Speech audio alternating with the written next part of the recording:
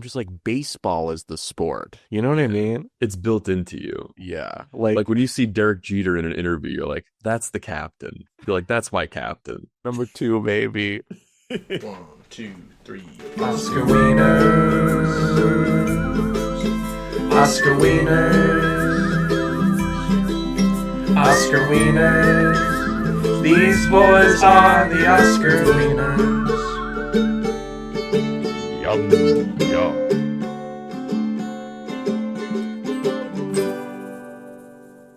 Oscar Wieners. Welcome to Oscar Wieners, Bada bing, baby. the only show on the internet where Hollywood's biggest night demands you take your stinking paws off it, you damn dirty ape. Where's this coming from? We're not covering Planet of the Apes. You should be. This might be the opposite of Planet. Oh, no. Oh, it's because Charlton Heston? Yeah, Charlie Hest. Okay, it took me a second. We got there. That's all right. It's all right. Do you think they're part of the same shared universe? Ben-Hur and Planet of the Apes? Yeah, so I think Ben-Hur, after he does all that shit he does in this one, he gets Yeah. he joins NASA, and they send him into space, and he gets trapped in what, a black hole, gets teleported fucking 200 years into the future. Who knows? Is that what happens in Planet of the Apes? Should you want me to spoil Planet of the Apes for you? Sorry. Go ahead. Yeah, So I'll never see it. the twist, it's pretty good. You should see it. I do know the twist. I know what the twist is. The twist is that it's Earth just in the Yeah. future, and that like he left Earth, got, I think he gets caught in some kind of like dimensional portal kind of thing, and it basically just takes him into the future. Oh, see, that's a good twist. I always thought it was presented like it was just vague where he was, and the viewer is just intended to assume that it's some alien planet. That's the whole mystery of the movie, and then like the last shot is like he sees the Statue of Liberty like under dust and stuff, and he's like, oh shit, I've been in New York this whole time. That's really cool. Yeah.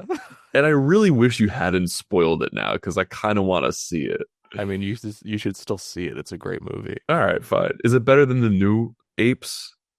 Planet of the Apes is one of those series that every movie is good because it's a Planet of the Apes movie. Like, same thing with like Halloween, like the Michael Myers like slasher movies. I'm like, any Halloween movie is good because it's a Halloween movie. That's how I feel about the Planet of the Apes movie. Okay, people are screaming right now.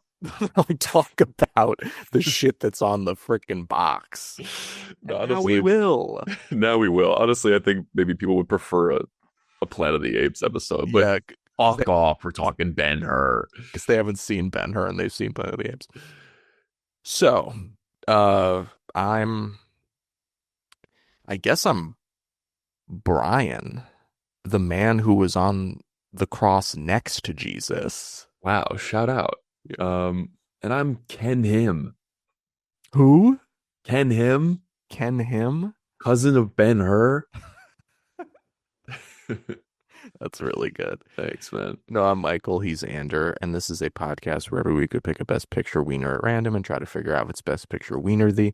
And this week we are talking about the 1960s. I'm sorry. I just hate that you managed to like weasel that in a way that seems smooth, but I still clock it every time. Wiener the just does not fit. But listen, you do you.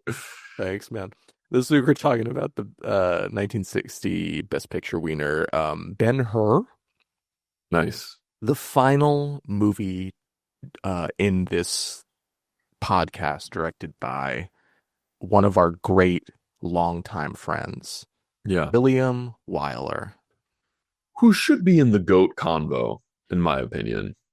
Yeah, it makes like if nothing else, this podcast has tracked our devotion to William Wyler and how we should probably see all of his movies.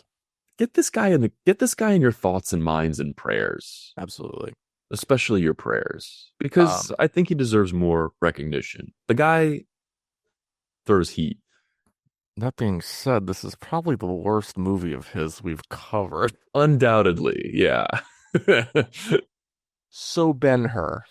It stars Charlton Heston as the titular Ben.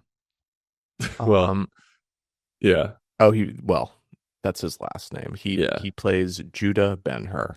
Yeah. He is a Jewish prince in Jerusalem in the time of Jesus Christ, which Christ. didn't know anything, didn't know that Jesus was going to feature so heavily in this movie. I I I was under the impression that it was a biblical tale I guess that's me going being into it. stupid. I just thought it was going to be like honestly like a gladiator movie, and it isn't at all. I will get into it, but I really wish it was. So he's Judah's a Jewish prince in Jerusalem. He has a mother and sister, Miriam and Tirzah. Mhm. And one day his childhood best friend, Masala, who is a Roman, has worked his way up The Roman corporate ladder, so to speak. yeah. I don't know what his exact like, He is a tribune. which means what, that He's an elite guy in the Roman Right. army. right. So he's coming to Jerusalem to take over like the command of the region. And Yeah, Rome is they're in the process of conquering the land of Judea. he meets back up with Judah, and They're old friends. They're old, like almost. I think he's kind of looked at as his adoptive brother. He knows the family. They've been very close since childhood, but they probably Yeah. haven't seen each other in like, I don't know, 15 years. yeah, it seems like a while. Seems like Yeah. a long time. And they meet up after like one scene of just like brotherly, like, Yeah, they oh my throw God, missed you so spears. much. They Yeah. throw spears with each other like dudes do. And basically right away, Masala's like, your people to Judah, your people are kind of a problem. Are you gonna like help me deal with that? And Judah's Yeah. like, yeah, people are pissed. Totally. I don't know. I just think I don't know about Rome being here. And he's like, okay, but you should really help me out. He's like, we'll talk about it another time, I guess. Yeah. And so he tells Masala that. Masala's pissed. He's like, you'll rue the day. They split up, like him and Masala. They're not talking. They're feuding. And you're like, what's gonna happen next? And Judah and his sister are standing on the roof watching a procession of Roman soldiers come down the frickin' road or whatever. And these goddamn roof tiles just are Yeah. not stuck on properly. These fucking roofers, I swear to God, the true villains in this story. Judah's sister, what is it? Tirzah. She's leaning over the roof to just see, and then like fucking roof tiles slip off and like knock one of the big Roman guys like off a horse, and people are like, what? And they like storm in. They're like, we want blood. Yeah.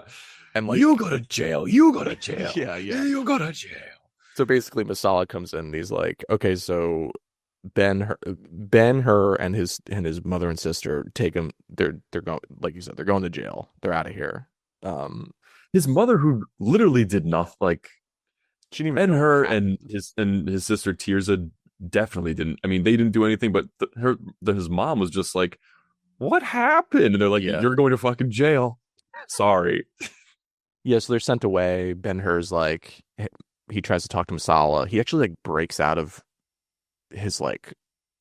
he breaks away from his prison, like his jailers, and like In the breaks out of sickest way possible. It is really cool. Like he like, I can't even explain it. Just go watch it. It's cool.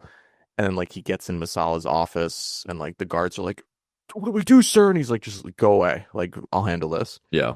And Ben-Hur has like a spear, and he's like, let my mother and sister go. Like, just take me. And he's like, if you kill me, you'll know. I'll make sure they're executed today. And basically, Masala's like, oh, Just yeah. nothing how he sounds, by the way. But he's such a little fucking twerp. Yeah.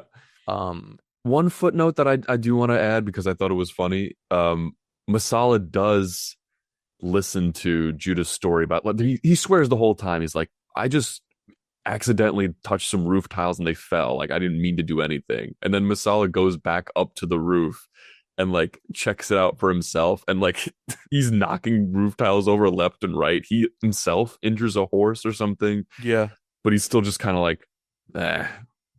So that's kind of the setup, and then it basically becomes a movie about Judah trying to do two things: get revenge on Masala, and also trying to like see if his mother and sister are still alive, and then if they are, to free them. And obviously, we can get into like what happens after that. But I'm Right. curious, what were your thoughts watching this movie? So, first of all, looks fantastic. It's Looks it's amazing. an incredible looking movie. William Wyler, I feel like is just, or maybe I'm falsely attributing this to him. Maybe he has like a cinematographer that he works with, but I'll attribute this to him because all the movies that we've seen that he's directed, just a master when it comes to lighting and the way that like people's faces are framed and silhouetted. It's so cool. There are so many moments where Ben-Hur will step out from like underneath a shadow and say something, and it's like this is drama. This is what it's about. And this literally is movies in the sense that William Wyler, I think, bit off more than he could chew and tried to make two movies and put them into one. This is a 4 hour long film. Yeah, It needs to be said. if you skip the overture and skip Which I didn't, by the way. I was like, all right, well, did. I was like, this will start, I guess, in like a minute or so. Let's hear the music intro. 7 minutes later, So long, the thing, really the long. I always skip an overture. I like to hear him out. Yeah, so it's 4 hours. A movie so ambitious, and to get into the structure of the movie, like the movie cold after the overture, the movie cold opens with the birth of Jesus Christ. Cinematically beautiful, by the way. The three wise men are like in the desert. They're like looking. They're like, where is he? Then there's like this like little light going through the sky, and then it shines down on the manger, and you're like, what's better than this? It's gorgeous. Yeah, Yeah. I almost converted right then and there. But they also had this beautiful little diorama of Nazareth. And it's just like all the little windows lit up. Like the detail is immaculate and so beautiful. Like apparently William Wyler was very meticulous. Like he would do like a bunch of takes, Sure. wanted everything to be like kind of perfect, and people were thought he was really annoying for that. But like Sure, it yeah. pays off. Like his movies are like so immaculately crafted. Yeah, I guess we'll get down to the brass tacks of it all. Because the reality is, like, as great as this stuff is and as visually enticing as it is, this is a whole other movie. You don't need to tell Jesus' story and Ben-Hur's story in the same film. Either it's a sick-ass chariot racing revenge film, or it's a biblical story that we've heard 100,000 times. Right. Like I would select all the Jesus stuff. I would just drag that to the recycle bin, or make another movie if you really want to. If you really want to do this film, go ahead and do it. But I don't think the Ben-Hur story and Jesus' story really connect. Like I get that they interact at multiple times with the movie, but it feels like it's just Charlton Heston's wish fulfillment of giving Jesus a drink of water. See, I kind of I basically like all the Jesus stuff. I think it's interesting to weave another man's story like through the life of Jesus, sort of. Because basically the whole movie, it's like, after the initial like he's born, then credits fucking Ben-Hur, directed by William Wyler, whatever. Then like we actually start on Judah's story. Then like you just kind of hear murmurings of like, oh, there's like this Messiah, like the people are saying is like the Son of God, and he's like preaching, and it's getting pretty dangerous. Like he's putting thoughts into people's heads. I I don't really. Now I'm thinking like, how do these two? What do they have to say about each other? Like, is Ben-Hur's story like? Is Ben-Hur's story enough of like a story about like human folly to justify the inclusion of Jesus' story, which is like, he dies for the sins of humanity in order to open the gates of heaven, kind of thing. Like is Ben-Hur's story like giving examples of human sin so that so that when Jesus is crucified at the end, we're like, oh, this is commenting on Ben-Hur's story. Does that make sense? Yes, but I feel like Yeah. I couldn't personally draw enough parallels between the two stories in order to justify them coinciding with each other. I think that's like my point. I'm like, is there enough there? I don't really I know. don't think there is. I think it's more. It's. I think it's literally just this massive, like actual Deus Ex Machina moment where God intervenes and fixes Ben-Hur's whole situation. There is, I guess, the scene where Ben-Hur is on the slave ship and he's rowing, and then the Roman guy who's overseeing the ship like randomly unshackles his feet. That's the thing. Ben-Hur is kind of like, "Why did you do that?" And the guy's like, "I don't know." That's yeah. There's Is that God? Like, is there that what that's supposed to mean? there's a lot of like moments where it's like it feels like it's interesting because like often main characters like conveniences happen to main characters in stories just because like well they're their main character. I do kind of like that this movie like justifies it being like well literally God is looking out for Ben-Hur. Like all these like happenstance things are happening as a way to so that Ben-Hur can kind of like eventually reunite his family kind of thing. Like he has to go through the trial of revenge. He has to see that it doesn't make him feel better, like that it was kind of for nothing. He thinks his we'll get into it, but he thinks his like family is dead, like all this stuff. Right.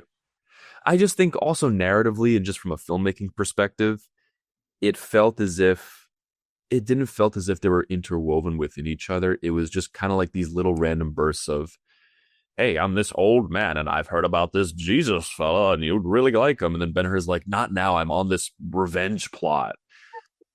It's just like these little random asides that try to make the stories mesh with each other, and it just feels a little bit forced. All the Jesus stuff, like the way they frame him, he's always framed from behind. You never see his face. I just like the fucking Catholic in me came out and I'm like, that's Jesus. He was an important guy. He Yeah. died for my sins. That you do innately feel that way. Like the scene where they're dragging all these slaves, including Ben-Hur, Mhm. through the desert, just like walking for days on end to get to like this slave ship inevitably. Yeah. Um, and they have no food or water, and they're all just starving and parched, and they get to this town, and some of the other slaves are getting water, and then the Roman's like, "Not for you, Ben-Hur, because your sister accidentally dropped a tile on some horses or something. I don't know." And then he's just like on the ground, like basically dying. And then you just see the fucking robe and the long hair, and he's just like, "I don't know, water." And you're just like, "That's Jesus, baby." You're like, there he is. The Jesus reveal is like seeing Vin Diesel at the end of Tokyo Drift. It's like that type of moment. This is a reference for all of, I don't know, 3 people total, but it's like an inside Llewyn Davis when Llewyn Davis, you see like the silhouette of Bob Dylan. You're just like, 100%. "Oh, there he is." 100%. And like Llewyn Davis is looking at him Like, fuck, my career's over, basically. no, Like, this is the guy. see, I actually let me just I'll cut this. No, go ahead. Leave this in. There's that fucking I what I love about that scene is I actually get the impression like the whole movie Llewyn Davis has been struggling and like people like don't really take folk music that seriously and everybody's like, "Oh, you play folk music, that's fun, I guess." Like why do you Yeah. take it so seriously, whatever. I get the sense at the end of the movie, him seeing Bob Dylan play, it's like, oh, this is about to explode. Everybody thinks it's over. It's about to explode, and maybe Llewyn Davis will actually end up okay, like, because he'll be able to coast off Bob Dylan's popularity, and people being Oh, hungry for this thing. see, I think it's a combination of both. I think he's one enamored and in awe of this figure who has this whole audience just totally wrapped in whatever he's playing. Right. I think he kind of wants that for himself, and I think he recognizes that he will be buried beneath the weight of Bob Dylan. I think it's both. I think that's right. God, Damn, what a good good fucking movie. Oh my god. Um, so what were we talking about? Along Came Polly? Holly? Yeah, so he becomes he gets enslaved because of whatever. Judah ends up on a slave ship. Like you said, there's a general, our old pal from Bridge on the River Kwai, Jack Hawkins, who played Warden in that movie. Oh. He plays Quintus Arrius. He's like this top like Roman general or whatever, and he unlatches his when there's like a battle that's about to start. They lock up all the slaves like chains so they can't like run off, so they can have to like keep rowing the ship or whatever. But they don't lock up Ben-Hur's. There's a big naval battle. What'd you think of the naval battle? Pretty cool. It is really cool. It's very model-y. But it's still like that. It feels like it doesn't feel real, but it's like it feels like cinematic and cool. I don't know. I like when people can get creative. Like they didn't have special effects. I like the creativity that people found in like they had to build these sets and these boats and these models. But I think it is a cool scene. Yeah, it's fun. The boat explodes and everyone's like screaming and then everything's on fire. Basically, the whole boat crashes. Yeah. I assume most everybody drowns. Although apparently the Romans won the battle somehow, which I don't know how that happened, but Yeah. Ben-Hur and Quintus Arrius find themselves like stranded on a piece of driftwood or some escape boat or something.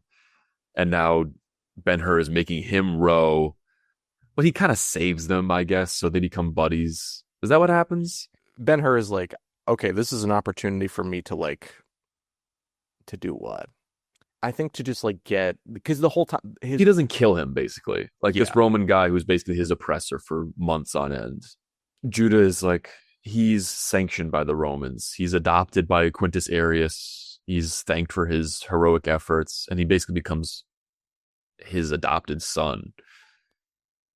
I thought this part of the movie was a little bit strange just because I don't feel like Judah really is asked to wrestle with like, now you're like close with Romans. It feels like for a movie that's 4 hours long, it feels very rushed. Yeah. He literally off screen, he becomes a chariot expert, which what the fuck? Like the whole crux of the film is this huge, magnificent chariot race. And it's like, there's this party and Quintus Arrius is introducing his adopted son. And he's just like, Judah has become quite the chariot racer, hasn't he? We didn't see any of that shit. We don't know. We're just told that through an exposition dump. I don't know what you want me to tell you. William Wyler in this 4-hour movie didn't have time for it. I see. That's what irks me a bit, I guess. I guess that's what gets under my skin is that we have fucking so much dedicated just we're looking at horses for 8.5 minutes, and then we can't have like a scene where Ben-Hur is training chariot racing. I don't know. And then I think like after he's like gotten some reputation and success in Rome, he's like, Quintus, I got to go back to Jerusalem. I gotta like I have to like find my mother and sister or whatever. So he does. We haven't talked at all about, which honestly I think is the weakest part of the movie, the romance between him and Esther. Oh, it's almost unnecessary. Played by Haya Hararit. The problem is it's forgotten halfway through for a long stretch of time. It's kind of you're supposed to. I guess the audience is supposed to be given that same feeling of there's this innate connection that these two have, and then there's just a long distance where they aren't together. I guess we're supposed to be made to feel that same separation, but I kind of just forget about her. You know what I mean? And then she's reintroduced, and I'm like, oh yeah. There's just too much shit going on. I mean, also, I think the problem is like Charlton Heston and Haya Hararit don't really have much chemistry. And yeah, I found every time the romance came up, I'm like, boring. Next. I like romance. I'm happy for a movie to have romance. It just seemed a little bit superfluous. Right. Make it believable. Make it a part of the story.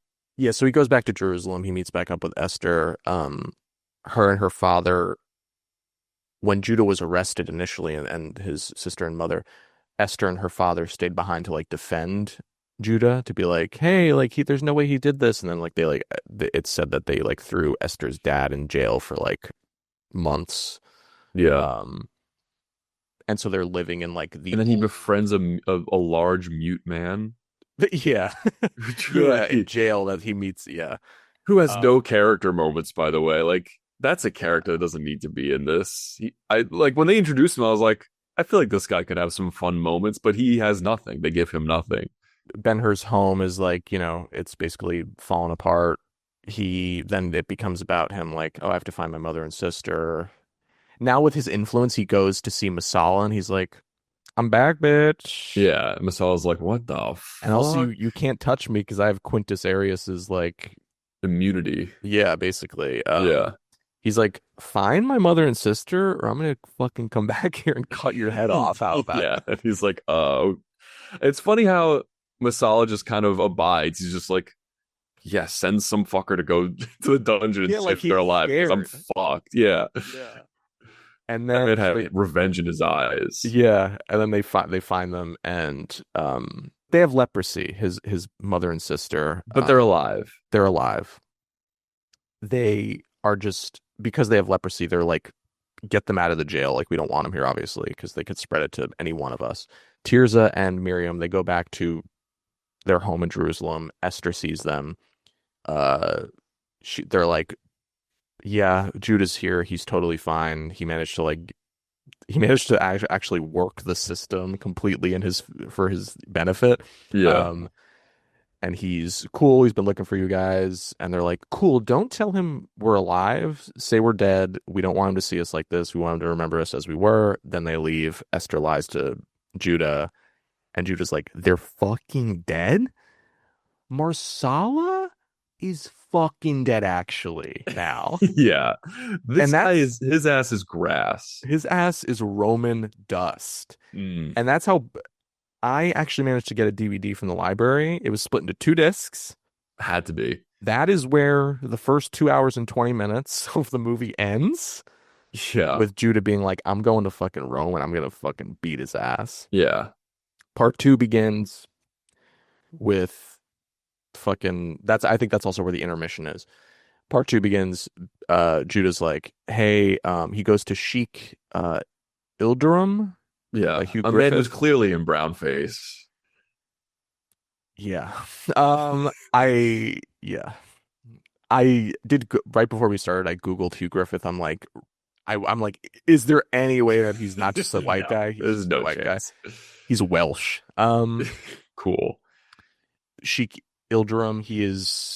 He basically he trains like horses and like for chariot racing, whatever. Ben-Hur goes to him. He's like, I'm racing your goddamn chariot in the next race so I can fucking beat Masala. Yeah. And then an hour left in the movie, the 10-minute chariot race happens.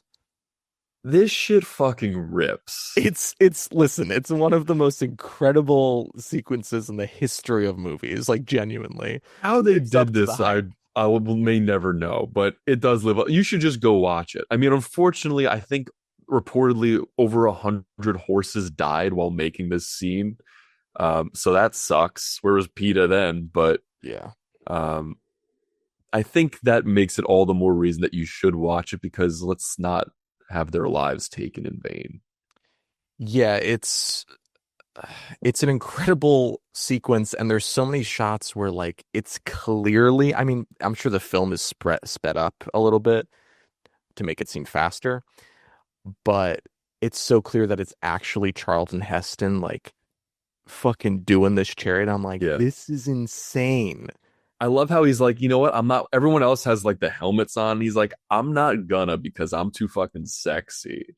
My publicist says no. And Masala has these like the classic like hooks coming out of his wheels. He like eats up people's wheels so that the fucking cart flips over. Yeah, There's he's so using many- every cheat, this established the trope of like racing movies where like one guy is obviously cheating. He's got the whip. He's like whipping his horses, which is like one thing, but then he's also whipping other competitors. Ben-Hur wins the race. Masala like fucking gets just absolutely eviscerated, trampled. It's actually kind of cool. Like Masala like starts whipping Ben-Hur because they're like neck and neck, and Ben-Hur like wraps the freaking whip around his Yeah. arm. He's like, "Give me that shit," and he starts whipping Masala. Yeah, it's so sick. What does that say about us, the audience, that the whole revenge plot portion of the movie is the most entertaining part. It probably said That's actually, you know what does that say about fucking William Wyler, who the whole intent is that revenge is not the way, but it's clearly the most entertaining part of the movie. Like, they clearly put the most time, effort, and money into this chariot race that's supposed to be, I don't know, I guess frowned upon by God or Jesus or whatever. What does that say about your shit, Bill? it's like the anti-war thing. Like, you can't make an anti-war movie. It's like you Yeah. can't put an action scene on screen, or like a scene whose subtext, or not even really subtext, but like the engine of it is like Ben-Hur's revenge. You can't do it as cool as this and not expect the audience to be like pumping their fist. Right. Which I was going berserk. Yes, And then Ben-Hur, there's 45 more minutes of Jesus stuff, and I'm like, ew. that that is a little bit okay. So Ben-Hur Sorry. wins. Masala dies. Is Masala the Yes, one who tells yes. Ben-Hur that his mind? Yeah, he's and He's he's basically on his deathbed is like, your mother and sister, they're alive. Like, he puts on this crazy ass affect to his voice. he's like I think he tells them that they're lepers though. Yeah. And Judah's like, no, it cannot be. I'm going to invent the NRA or whatever the fuck. I don't know. The final fucking 50 minutes of this movie is just a lot of back and forth of like Ben-Hur wanting to be with his mother and sister, but like, obviously if he gets close to them, he might also get leprosy. Right. They're pushing him away emotionally as well. Yeah, and then finding out that Esther knew that they were alive and had leprosy and lied to him, and he's pissed about that. But then eventually Esther like goes to like a little TED talk that Jesus is giving on a hill. Yeah. And a Jed talk, if you will. nice. And then she's like, I really think doesn't she say we should take them to see Jesus? Like, we should get your mom and sister. Yeah. Or maybe like Ben-Hur like is like, oh, what if I brought them to Jesus or something like that? No, Ben-Hur is like, I don't even know what the hell you're talking about. Yes. That's another interesting thing about Ben-Hur's character is like after the chariot race, he gets revenge. He's still so distraught, obviously, because his mother and sister, like, he doesn't think he'll ever be able, like, they're alive, but he thinks he'll never be able to see them again because of they're sick. And he's like so depressed. Esther's like, she's like, why don't we like finally like start our love story? He's like, I literally can't. I'm like on the verge of like taking my own life. I'm so miserable. It's him talking to the director off screen, like, we can't start this love story. I can't do it. I have so much other shit to get through. Which I think is interesting because it's like the revenge didn't do anything for him. It's like ultimately it was about his mother and sister, and like he doesn't think he'll be able to see them. So like he doesn't, like, yeah, Masala's dead, but like who cares? Rome still exists. Right. Rome still is nothing in power. in the scheme of things. So whatever, he finally goes to his mother and sister, him and Esther, and they get them, and then they bring them to, I think, Nazareth, Maybe somewhere, wherever, maybe, I don't know, wherever, one of those, whatever place Jesus was crucified, that's where they bring him, because like they go and they're like, hey, what's going on? Where is everybody? They're like, Jesus is the guy you wanted to see. He's being crucified. He was arrested by the Romans. It's like, oh shit, that's really bad timing. Yeah, that sucks. I found this sequence really, honestly incredible. Like, I was a little bit like, why is there another hour to this movie? And after the chariot race, there's probably like 20 or 30 minutes of like, oh God, my mother and sister, they're lepers, blah, blah, blah. And it's like, Yeah. can we fucking get on with it? But I did find the crucifixion scene and like the long walk of Jesus, carrying his cross. Yeah, that's pretty incredible. I just find it, again, as I think as a Catholic, just scenes of Jesus, representations of Jesus doing anything with the cross, being persecuted by the Romans, will always kind of affect me. I don't know why. But I think even just the way it's done cinematically is also, because I felt the same way. I'm like, whoa, this is pretty incredible. The music is swelling and building, and then they have Jesus literally dragging the giant ass cross through the street. Yeah. It's pretty crazy. Even like the shot of when they put up Jesus on the cross, like when they lift him, it's like a gorgeous shot because it's like it's obviously everything's from Jesus is behind Jesus and like it's like this big like crane shot. It's like his cross goes like the cross with him on it goes up and like you see like the crowd of people like staring at him and it's like Yeah. so obviously he gets crucified and like we're like in the tail end of the movie. The movie's like about to end. Um, he dies. Jesus dies. Obviously, fucking. There's like this huge storm. It's I guess God's reaction, or it's the gates of heaven opening, and it creates this freaking huge goddamn storm. Yeah. Um, and the thing is, I thought as soon as Ben-Hur's mom and sister, they said like they became lepers or whatever, and it was like they have leprosy. I was like, well, it's good that Ben-Hur's friends with a guy who's famous for curing people's leprosy. Yeah, you immediately know it's like, okay, well, obviously this is going to end well for them. And guess what? Yeah, Miriam and Tirza's leprosy is cured. Then them two, Esther and Ben-Hur, all get together and they like hug it out at the old house in Jerusalem and credits. Credits. But was it worth it? Great question. Yeah, ultimately, yeah. It's still. Do you like this movie? I do like this movie.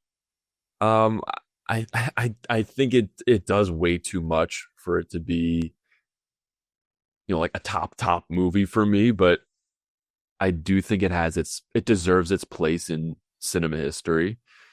I think it does a lot visually that would blow away most movies, even by today's standards. Just a lot of like really great inventive visual filmmaking that I think is worth seeing.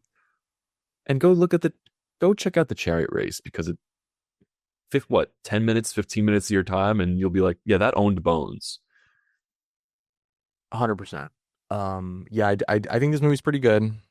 It's a shame to get at the end of a movie that's obviously so ambitious and so long and obviously took a lot of work and just be like, yeah, it's pretty good.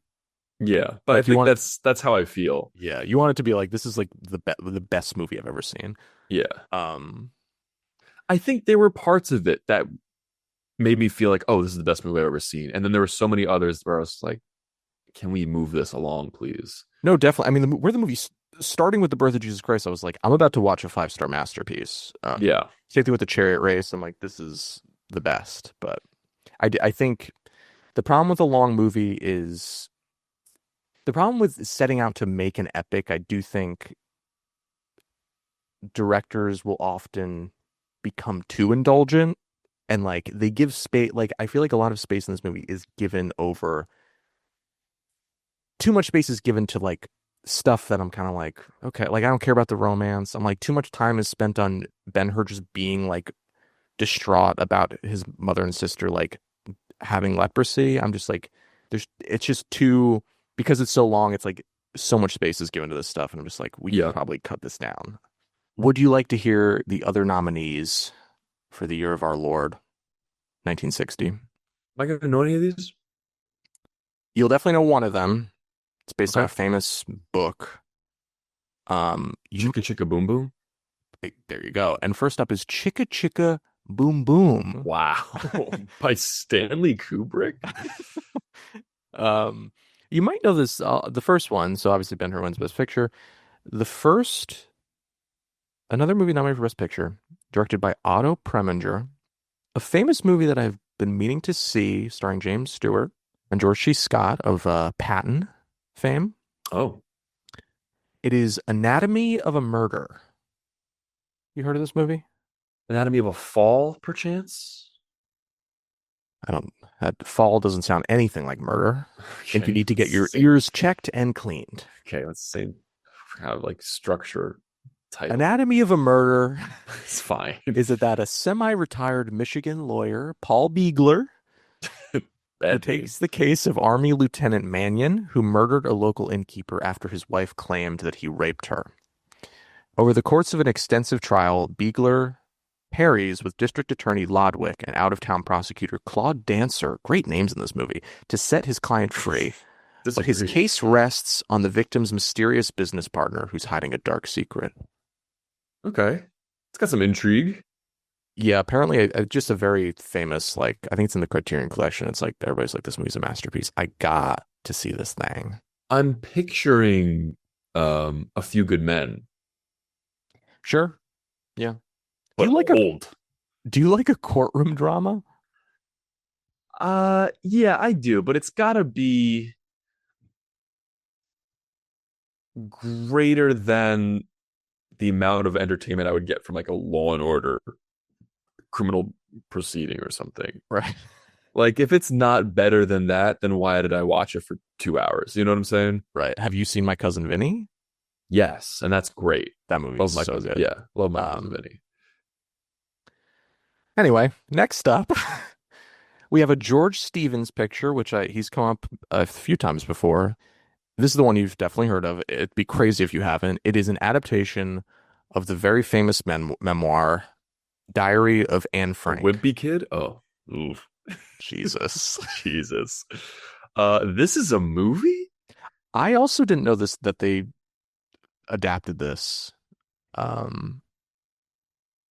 Should we have as a society? That's a great question. That is actually a very good question. Who's to say? Weird. Anyway, next up we have a Fred Zinnemann picture of From Here to Eternity, and what other movie did he direct? How to Eat Fried Worms? Yes. No, it was All About Eve? No, that was Mankiewicz. Mank.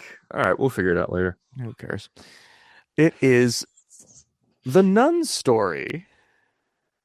Okay.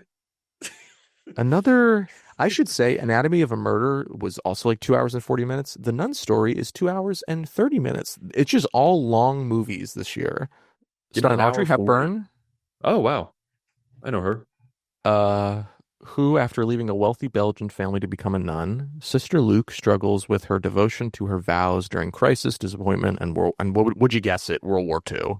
Ouch. And finally, we have a Jack Clayton picture. JC. This one is under 2 hours, which is great. It's an hour and 55. Oh, wow. It is Room at the Top. Ooh, sounds fancy. About an ambitious young accountant who schemes to wed a wealthy factory owner's daughter despite falling in love with a married older woman. Huh? What's going on? He's slated to be married to somebody else, but he wants to marry a different person? I assume maybe he's an accountant at the factory, and he wants to marry the factory owner's daughter, who's very wealthy. Although this accountant has also fallen in love with a married older woman. Like, he's scheming to marry the daughter for so money, he's a schemer. but he's in love with a married older woman. Okay. Kind of a figure your shit out type of guy.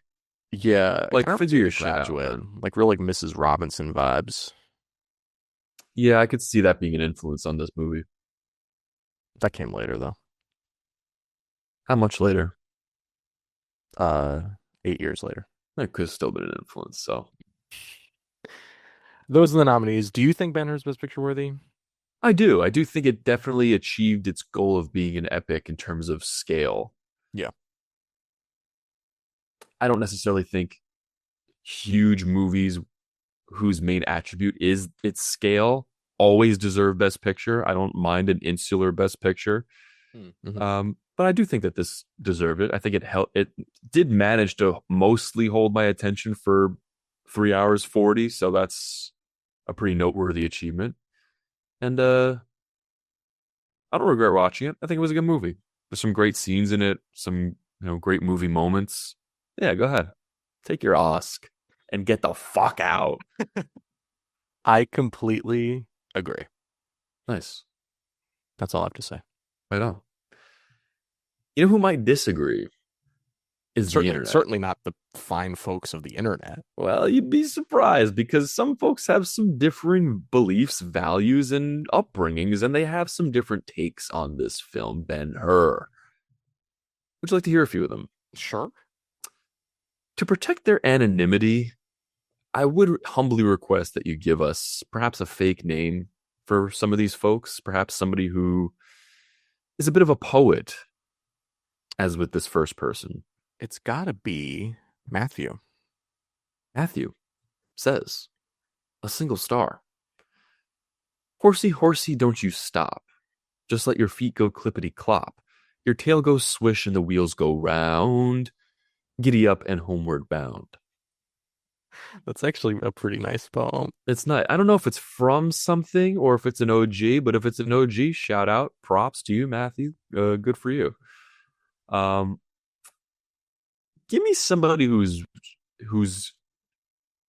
in church every Sunday. It's gotta be John. John. 5 stars from John. 5. I'm not a Christian. This movie was so goated that it almost made me want to convert. Crazy how this 50s era movie holds up today. 5 stars. Okay, thanks, John.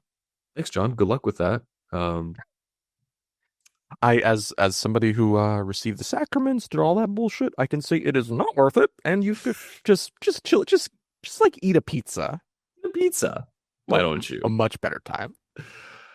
Give me the name of somebody who's just going right down the middle. This is a nice little 3-star review as I come right at the camera here. It's gotta be Luke. Luke. Balanced Luke. Luke, one with the Force, says 3 stars for Ben-Hur. Tedious. Just watch the awesome chariot race and maybe the naval battle, but save yourself from 3.5 hours of piss poor pacing. And Charlton Heston's acting. He might have been one of the biggest movie stars of his time, but a good actor he was not. It's fucking ridiculous. A chronically constipated Vin Diesel has more range. I don't think Charlton Heston's bad in this movie. He won Best Actor. He did.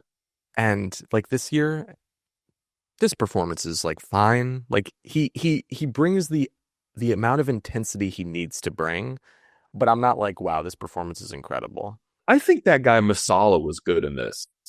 That dude's an actor's actor. Yeah. That dude is the Crimson Chin.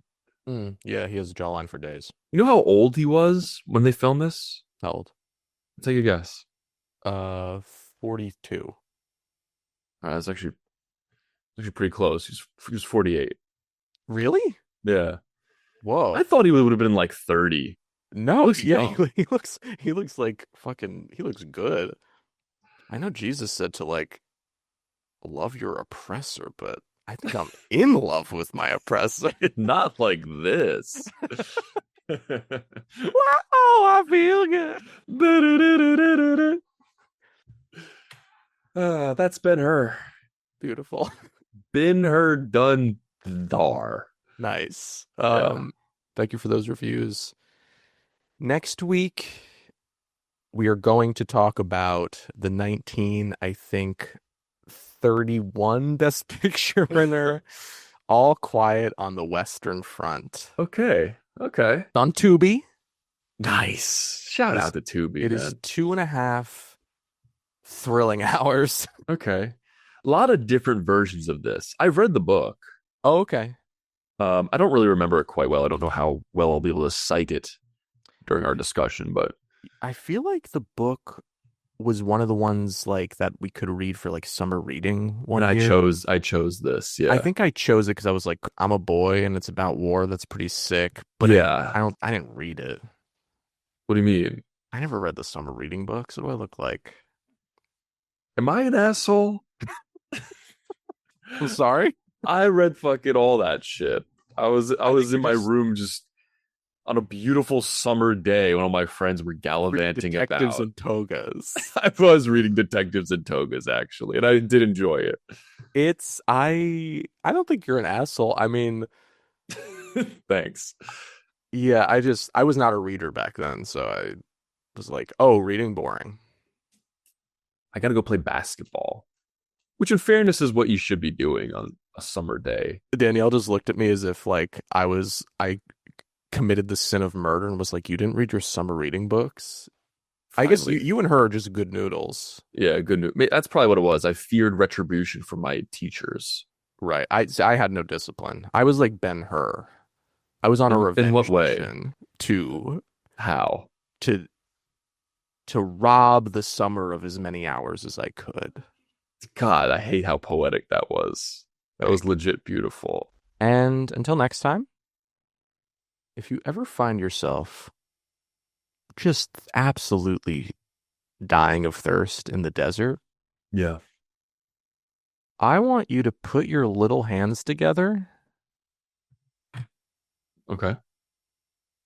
and I want you to just burp up a prayer to one Jesus Christ up in that great big beautiful forever. And give it 5 minutes. He's going to send you not only a pint container of just delicious hot dog water for being such a good, good fucking true believer. He's also going to send you down the dog the water was boiled in. That's fine. Or that was boiled in the water. Yeah. I guess I would drink hot dog water if I really needed it, but it would still be nasty. That's what you get for being a good little Jesus guy. Convert to Christianity. Please. And thank you. And we'll see you next week, Wieners. Bye-bye. 1, 2, 3, 4. These boys only want the best stuff. They want the cream of the crop. They don't want none of that microbait shit. They want the shit that bops. Oscar bait, black and white. Maybe something French. If it's got more than one explosion, honey, put that shit on the bench. Oscar Wieners. Oscar Wieners.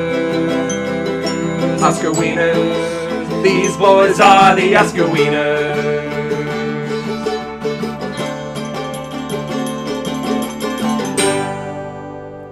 Oscar Wieners. I just finished The Great Gatsby. The game?